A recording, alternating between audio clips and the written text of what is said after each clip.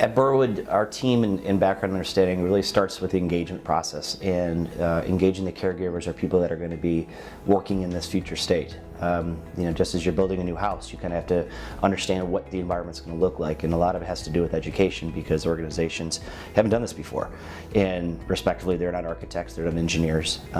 We live and breathe this environment every single day and understand and see other organizations and how they can take technologies and build that literally into the new buildings. So it starts with having a strong team and engagement and understanding, getting the passion, getting the story around it, and that builds into the design phase, working with the architects and the engineers to really take the conceptual designs that were developed by the nurses and the doctors and what have you, and really applying that to the design of the building.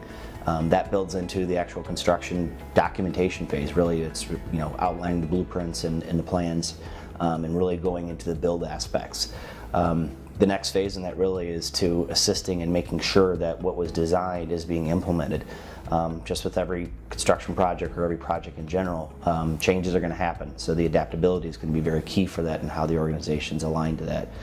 Making sure that constant communication is going on is critical. And also the continuing education, challenging the norm a little bit. Just because it was done 15 years ago doesn't necessarily mean it's applicable to today.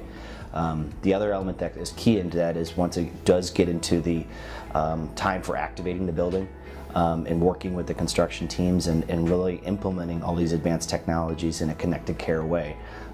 Every single piece of this technology that goes in the building has to work together. So what does that mean? We have to test it and truly how it would be operating if they were delivering patient care on that day.